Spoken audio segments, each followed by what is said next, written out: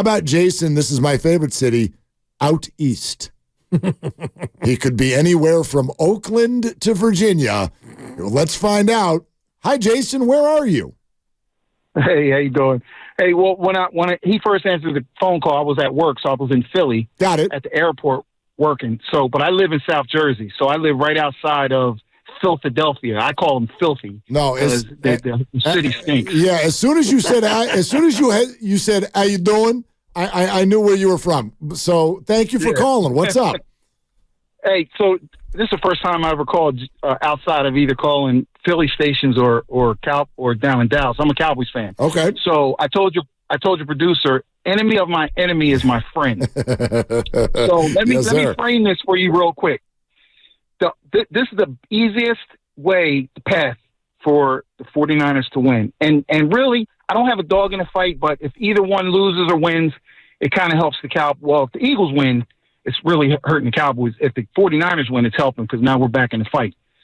If Shanahan runs the ball, and I mean runs the ball down their throat and then takes their shots with Ayuk and Debo, and even running the ball with Debo, they will run filthy off the field. Well, I'm telling you, their secondary. I agree. Their secondary is not as good as last year. That D-line may get after them, but if they chip Reddick and Graham, I'm telling you, they're going to walk away with this game. They should walk away with it. Well, this is what Kyle Shanahan loves to do, Jason. So I'm sure that he's thinking something very, very similar. I would argue that when the 49ers or a Kyle Shanahan team runs the ball well, they're next to impossible to beat by anybody, Philadelphia included. Exactly. I definitely agree. Hey, like I said, the enemy of my enemy is my friend. I hope the 49ers beat them. I hope they beat them bad and get revenge from last year because they talking mad stuff out here. I'm telling you, they are talking trash. Of course. And I love that the 49ers have been branded as being too chirpy by the Eagles fan base. It's hysterical. Jason, by the way, 35 points to the Seahawks. What the hell were your guys doing last night?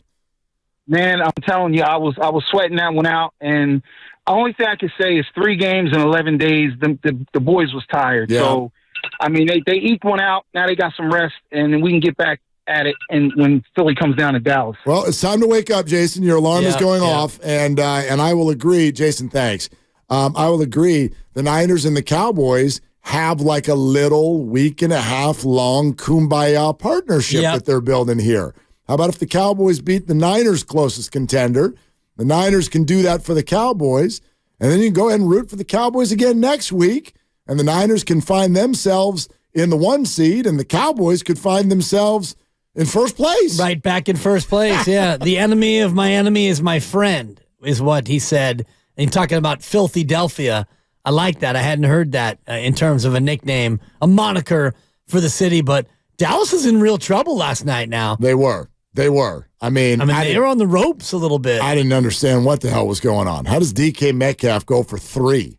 Geno Smith carving you up for 350 and 3 tugs, but Dallas survives and wins. And I still think the Cowboys, they're the one team, by the way.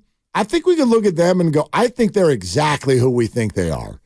They're dynamic, they're dangerous, they can score a lot, but my God, if you give them an elite opponent, they struggle. They struggle. And again, grain of salt, because this takes a lot of context out, and I'm not usually a fan of that. But you look at Dallas at San Francisco and Dallas at Philly and tell me how those games looked. You can take something from that. That's kind of what I'm getting at. I would never call the Eagles lucky. They're 10-1. It's a good team. This is how I would say it, though. They are a little lucky to be 10-1. They're not lucky, period, end of sentence. Very good football team. Fortunate to be 10-1. Fortunate to be 10-1. Well, they had some close games. They've won some close games. And, you look at both games against the Commanders, including the overtime game, and you think, well, that's one that might have gone the other way if you hadn't been able to close it out. The Buffalo game you mentioned, the Kansas City game. Sure, you look at any team who plays that many close games, one-score games, and if you have a team that's that good in the one-score games, and I think Philadelphia is 7-1 in one-score games. The only one they didn't win is actually one of the ones they should have won. I mean, the Jet game that got away from them, that was more of a winnable game than Buffalo, Kansas City, and the Commander game. I mean, that was a game they had. They did not get outplayed in that game. No, that's a game that they let somebody back in. They let someone hang around, and then Jalen Hurts made a throw that if Brock Purdy had made, okay, here we go. Then Barcadero would close. Run out of town. And Barcadero's closed. I'm telling you. Well, Brock Purdy's made passes that badly. His pass first and goal at the 8. Disagree. On a play that was designed to be a run, and he threw an interception on a play that was not even supposed to be a pass play. But you're removing that bad. You're removing situation. First of all, the Jalen Hurts throw is partially on Nick Sirianni. Like should have never been throwing the ball. You're in a situation where you're not throwing the ball, but as a professional quarterback, you know damn well my coach is putting faith in me. I'm going to drop back. I refuse to throw an interceptable pass in this situation. It is a hard no. You take a sack. You take an intentional grounding. You huck it out of bounds. You do anything rather than take the tiniest chance of a pick. And he threw it right over the middle, and it was the easiest interception that Jet DB ever had.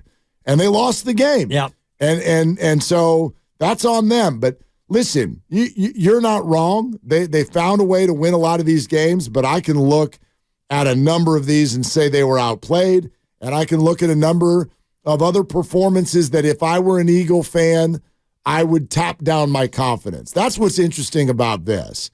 The Eagles fan, if I looked at these two fan bases, wouldn't you agree? The Eagles fan base is more confident than the Niners fan base going into this game. Yeah, and they should be. I disagree. Well, it should be the other way around.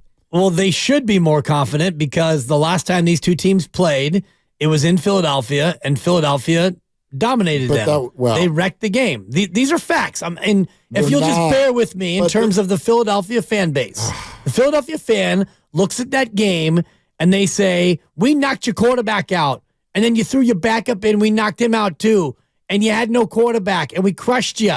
We crushed you, Willard, 31-3. We knocked you out. You're more toward Boston, but keep going. Doesn't even matter. It's working, and it's getting to you, and it's a fact. No, it's not. We crushed you. We went to the Super Bowl, and you watched it at home with your girlfriend and your kids, and Dibs had to come over, and you had dip. And we had a great time. Yeah, watching it on TV. You're watching us on TV. And you lost. It doesn't matter. We were there. Oh, it doesn't matter? We beat you. We knocked you out, San Fran. Let's go to Dibs, half in the bag. Yeah, boy, more like 3/4 when in you the look, bag. When you look back on the I take the bus home. When you look back on the 2019 49ers, do you feel good or bad? 2019 Super Bowl. Mm-hmm. And they lost. Yeah. I feel bad, Mark. Okay, so Jimmy Garoppolo. I mean, I listened. Emmanuel Sanders wide open, dude. Make the throw, Holmes. I listened to Bonte and Joe go head to head with whoever those two do. I know. Did they do another crossover this morning? I missed it. Hugh Douglas, and who was the other dude? Joe Giglio? Joe Giglio. You're making up names. Giggly good. Giglio. Giggly. Yeah. Soft G. Joe Giglio. There you go. That dude. And I'm just a Giglio. That dude. Bosey, bop. There was this hilarious moment in this conversation where he almost choked on his own tongue. This guy. Giglio? Yeah. Jiggly, jop. You saying it was Gaglio? That guy goes. Grandy? He calls these Eagles. He goes, this team, these guys are champions. That's why they're going to win the chip. And then he kind of stopped. He goes, NFC champions. I said, what are we doing? We won the Hallis last year. You NFC champions? We won the Hallis. We beat you 31-3. God. San Fran. What a joke. We won the Hallis. What a joke. Holla at the Hallis. I had no idea that the Golden State Warriors had 6 rings. I mean, what a joke. Not 5. Champions. What is the Western Conference champ? What's that trophy called? The Giglio. Wow. The Giglio. We won the Hallis. I mean, We crushed you in our place. We won the Hallis. we're champions. That's why Champions of what, Sunday? the NFC, Oh, tremendous. the National Football Conference, Oh, the gosh. original football conference. I've been to Santa Clara many times. Oddly, I've never seen their 2019 NFC Championship trophy. Where are they hiding it? Well, Why is it not being displayed? It's probably in Jed's office because it's all he's got. In the closet. Well, he doesn't have a Lombardi. No, he doesn't. He got to go ask Unc if he can look at one of Unc's Lombardis. I don't get into this. This whole but the Eagles have won more recently than you. Well, we can start bringing everybody's rosters that are not even playing anymore. I'm just explaining to you why Eagles fan is more braggadocious than Niner fan, because the last time they played that's cultural. the Eagles, it's partly cultural, Yes. but it's also they have a better record. And the last time these two teams played, they won, and they won in convincing fashion, and they physically wrecked you. Is that not true? No, we it's knocked not. out your No, quarterback. it's not true. We knocked out both your quarterbacks. But again, you didn't have a quarterback. I get it. That is. I don't know what this accent is, but I'm liking it. It is fun. And it's bugging you too. It's not working. No, it's not. It's not. You know I'm what's getting bugging under me? your skin, Mick. You want to know what's getting under my skin? Talk to me. Debs. The misevaluation sensation of yourself. That's a buck. You're not a process guy. You're a results guy. I never said I was a process guy. You did. I literally said I'm a process guy, you're a results guy. And you said I'm more of a process guy than you think. No, I am more of a process guy than you think. You're but not. It's You're because not. you hide behind process when results don't go your way. No, I don't. You do. Why? How am I hiding? Results are all that matters. Oh, God. Really? At the end of last year is a great example. The process, the Niners process and their effort and their game plan and everything other than the result was pretty good. Are you talking about sports or everything? I'm talking about sports. Okay. In sports, I'm listening. results is what matters. It matters more. It's not the only thing that matters at all. At the end of the day, it's all that matters. I disagree completely. So what the hell's the point of playing? The point of playing is to win. Is to win the championship. There's so and if much. you don't win the championship, then why do we watch the regular season? What the hell are we even doing this week? Because the regular season builds toward the playoffs, but which it doesn't build matter. toward the championship. Doesn't matter. It totally matters. How? If the Niners don't win another game, this game decides nothing. If the Niners don't win another game and they go 8-9, then they don't make the playoffs, and then they don't have a chance to win the championship. Is that right? Which does not get decided this weekend, and quite frankly, I don't even know if they need to win another game in order to win the division because the Seahawks are crap. So if they go 8-9, they're not making the playoffs. You don't know that. Might win the division. Well, Seattle would have beaten you, and then you would have lost to the Rams and Arizona and Baltimore. Yeah.